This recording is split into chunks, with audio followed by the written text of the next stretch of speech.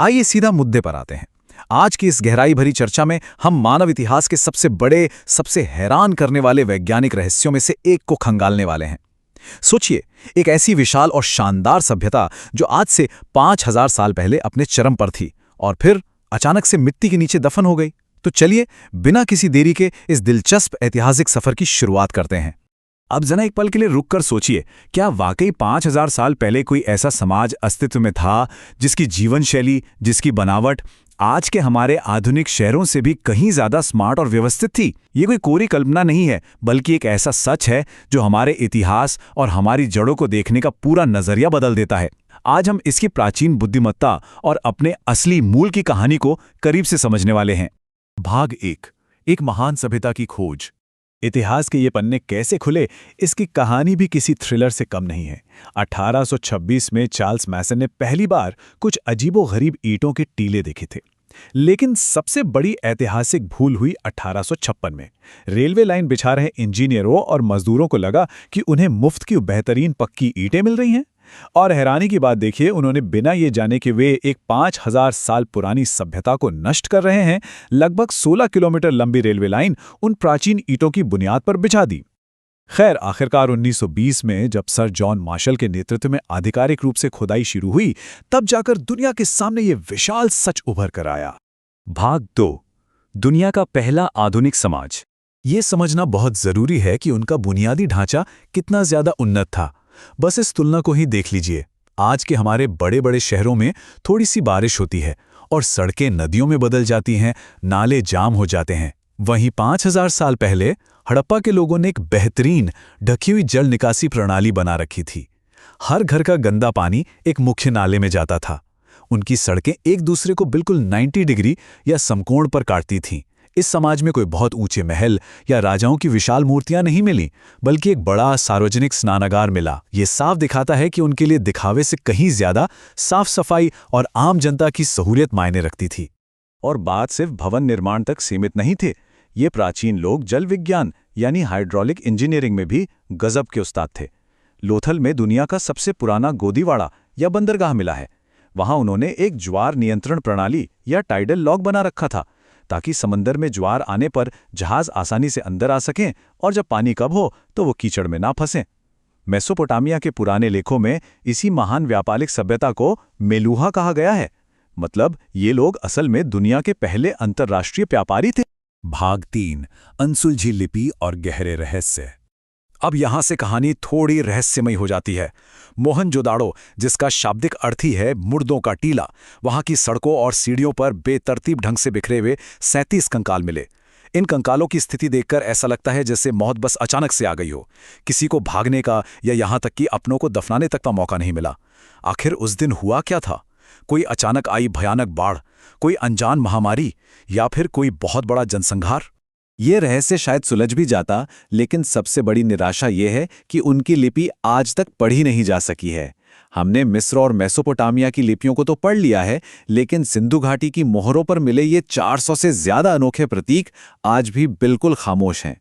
हमारे पास ऐसा कोई रोजेटा स्टोन या अनुवाद का साधन नहीं है जो बता सके कि ये क्या लिखा है।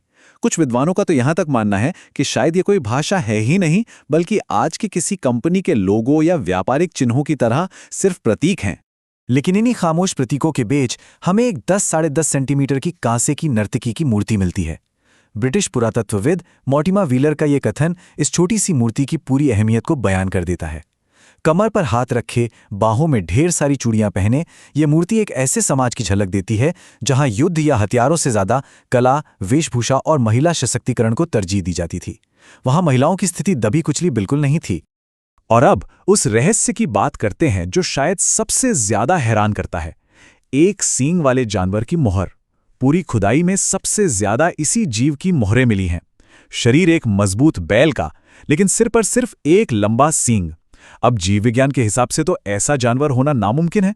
तो फिर ये क्या था? शायद ये किसी बैल का एक तरफा दृश्य हो, या फिर कोई बहुत ही पवित्र धार्मिक प्रतीक। कुछ लोगों का तो ये भी मानना है कि ये उस समय के बड़े व्यापारियों का कोई वीआईपी पास या विशिष्ट पहचान पत्र हुआ करता था। भाग 4, मौत और विनाश का सच। अब सवाल आता है कि यह सब खत्म कैसे हुआ। इंटरनेट और पुरानी किताबों में कई विवादित सिद्धांत हैं, लेकिन आइए उन्हें जरा विज्ञान की कसौटी पर तौलते हैं। पहला था मॉर्टिमर व्हीलर का मशहूर आर्य आक्रमण का सिद्धांत। लेकिन आधुनिक विज्ञान एकदम स्पष्ट करता है कि वे 37 कंकाल एक ही समय के नहीं थे और किसी भी हड्डी पर युद्ध के गहरे घाव नहीं मिले। दूसरा एक बड़ा ही चर्चित इंटरनेट मिथक है महाभारत काल के परमाणु विस्फोट का। कहा जाता है कि वहां रेडियोधर्मी राख मिली थी, जबकि असल सच्चाई ये है कि किसी भी लैब को वहां कोई विकिरण यानी रेडिएशन नहीं मिला है। वो जो पिघले हुए पत्थर मिले थे वो दरअसल मिट्टी के बर्तन पकाने वाली भट्टियों के अत्यधिक गर्म होने के कारण बने थे। भाग 5 विज्ञान पुराने मिथकों को तोड़ता है।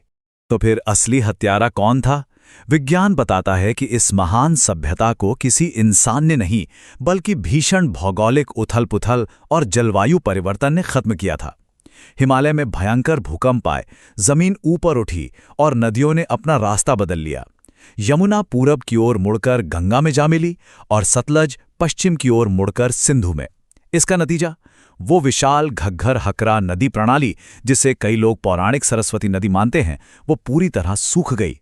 अकाल पड़ा, कुएं सूख गए और एक बहुत ही धीमी दर्दनाक मौत का सिलसिला शुरू हुआ, जिसने लोगों को वहां से हमेशा के लिए पलायन करने पर मजबूर कर दिया। और विज्ञान ने यहीं पर एक और बड़ा पर्दाफाश किया। 2019 में राखीगढ़ी से आई इस डीएनए रिपोर्ट ने इतिहास की किताबों में जैसे भूचाल ला दिया। 4500 साल पुरानी एक महिला के कंकाल के डीएनए में तथाकथित स्टेपी या आरएन जीन का कोई नामो निशान तक नहीं मिला। और सबसे हैरान करने वाली बात क्या है? उस महिला का डीएनए आज के आधुनिक उत्तर और दक्षिण भारतीयों दोनों से पूरी तरह मेल खाता है। विज्ञान ने बिना किसी पक्षपात के साबित कर दिया कि हम सब उसी हड़प्पा सभ्यता के सीधे वंशज हैं। इसके बाद 2018 में उत्तर प्रदेश के सनौली में हुई खुदाई ने एक और पुरानी धारणा को तोड़ दिया। हम मानते थे कि हड़प्पा के लोग सिर्फ शांतिप्रिय व्यापारी थे, लेकिन सनौली में जमीन के नीचे से निकले युद्ध के रथ, तांबे की तलवारें और शाही ताबूत, 2000 से 1800 ईसा पूर्व के ये अवशेष वैदिक और हड़प्पा संस्कृति के बीच की एक मिसिंग लिंक की तरह हैं। ये साबित करते हैं कि हमारे पूर्वज सिर्फ व्यापार में ही नहीं बल्कि युद्ध कौशल और अपनी आत्मरक्षा में भी पूरी तरह माहिर थे। भाग 6 हड़प्पा आज भी जीवित है। एक बहुत ही गहरी हकीकत ये है कि शहर उजड़े थे, लोग नहीं। वो लोग वहां से निकले और आज का भारत बन गए। आज भी हम जिस तरह हाथ जोड़कर नमस्ते करते हैं, मांग में सिंदूर लगाते हैं, पीपल के पेड़ की पूजा करते हैं या फिर शतरंज का खेल खेलते हैं, क्या ये सब हमने किसी नई किताब से सीखा है? बिल्कुल नहीं।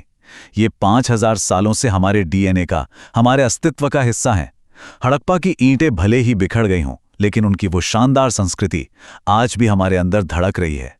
इस पूरी चर्चा को खत्म करने से पहले एक बहुत ही अहम और थोड़ा सा डराने वाला सवाल। हड़प्पा का पतन किसी तलवार से नहीं, नदियों के सूखने और पर्यावरण के भयानक बदलाव से हुआ था। आज हम भी तो उसी दौराहे पर खड़े हैं ना? पिघलते ग्लेशियर्स, बेमौसम की बारिश, बदलता पर्यावरण, 5000 साल पुराने वो खंडहर खामोशी से हमें एक सख्त चेतावनी दे रहे हैं। अगर हमने प्रकृति के नियमों को लगातार ऐसे ही नज़रअंदाज किया तो हमारी ये बड़ी बड़ी इमारतें और आधुनिक शहर भी एक दिन मुर्दों का टीला बन सकते हैं। यह गंभीरता से सोचने का वक्त है कि हम अपने इतिहास से आखिर क्या सीख रहे हैं। इस विश्लेषण में हमारे साथ जुड़ने के लिए बहुत बहुत धन्यवाद। प्रकृति का सम्मान करें और सीखते रहें।